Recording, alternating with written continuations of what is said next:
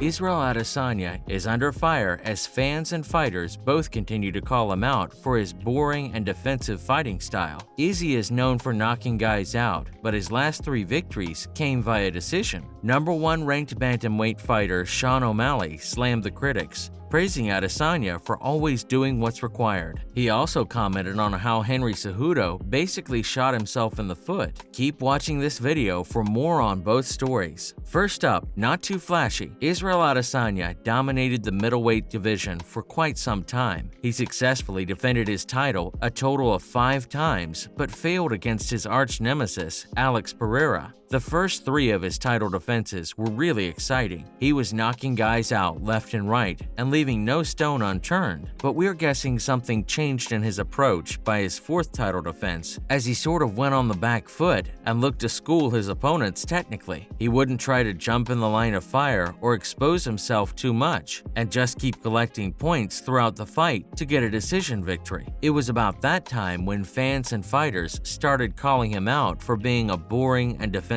fighter. Izzy isn't too concerned with what the critics have to say though, and why would he care? He's ruled the division for a long time, having cleared it out of all competition. A handful of fighters and ex-fighters, including Chael Sonnen, Alexander Volkanovski, and number 1 bantamweight fighter Sean O'Malley, have all praised the last style bender for his simple yet effective strategy. It's an in-and-out job. Izzy doesn't really feel the need to get too flashy or something, and rather just defend his title to continue his streak and dominance over the division. Sugar Sean thinks he does an exceptional job at doing exactly what's required of him. It's also very smart though, and we're not sure if you noticed or not, but he isn't just holding back. He's actually strategically outclassing his opponents inside the octagon. Next, a missed opportunity. The streak continues as Israel Adesanya once again failed to level the scores, as Alex Pereira stole the title after a 5th-round technical knockout. Believe it or not, Izzy looked really good, and at one moment in the fight, we thought he'd finally put away the Powhatan and settle the scores, but he just sort of lagged throughout the fight after hurting a nerve in his leg in the first round of the fight. Izzy claimed it felt like his leg would shut down after every 10 to 15 seconds, causing him to lose his footing, his balance, and ultimately his composure. Even in the last sequence when he ate a fury of punches thrown by Alex, he could have easily escaped them had his mobility not been compromised. But despite all that, Israel gave a brilliant performance and looked amazing throughout the fight. He would have actually put away the scary-looking Pereira in the first round of the fight if there was an additional 5 to 10 seconds on the clock.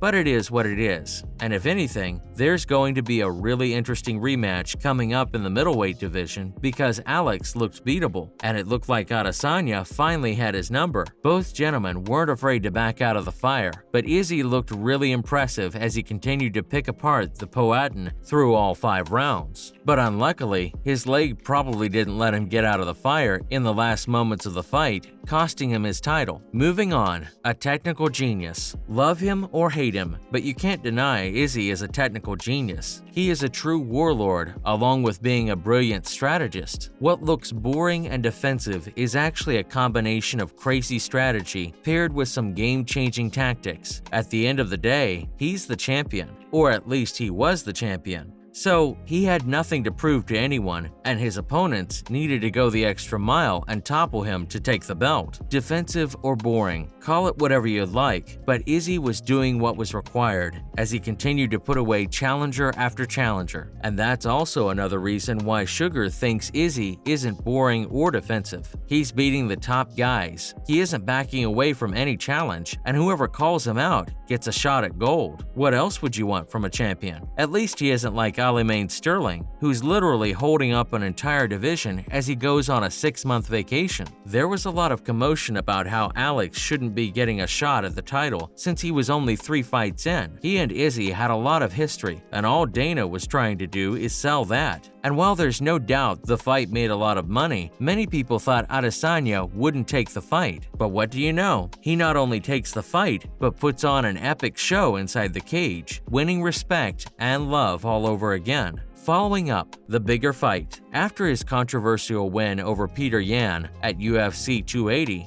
Sugar Sean O'Malley has found himself at the top of the bantamweight rankings. Fighters, fans, and analysts are not exactly on board with his victory, claiming he didn't do enough to get the split decision victory. Either way, it doesn't really matter since he's in the driver's seat now, as he can pick and choose his next opponent. A lot of people have been talking about a high-voltage showdown between Sugar and former doubleweight champion Henry Cejudo. We're not gonna lie, the idea of someone as young and sensational as O'Malley taking on an absolute legend like Cejudo really gets us excited. But at the same time, we can't help but feel pumped up for a potential showdown between Sean and his longtime rival, Marlon Vera. Now, that's a fight we can get behind. Both these gentlemen have some history, with the Ecuadorian mixed martial artist having already defeated Sugar at UFC 252. It's the only defeat on his record, and we're sure he wants to get rid of a title challenger if he's able to defeat Aljamain Sterling or Henry Cejudo for the bantamweight title. But why does Triple C want Sean to sit tight and wait for the bantamweight title fight first? Well, he obviously wants his comeback to be really hyped up and ultimately mint him a lot of cash. If it's against someone who is legitimately deserving of a shot at the title, there's so much more sellability. Up next, shot himself in the foot. Henry Cejudo had it all. He was the bantamweight champion and could have easily taken his career to the next level if he wanted to. But what made him want to give up the title and retire without a single title defense? This hasn't been confirmed by anyone yet, but many people think he announced his retirement because of pay issues. The UFC wasn't paying him enough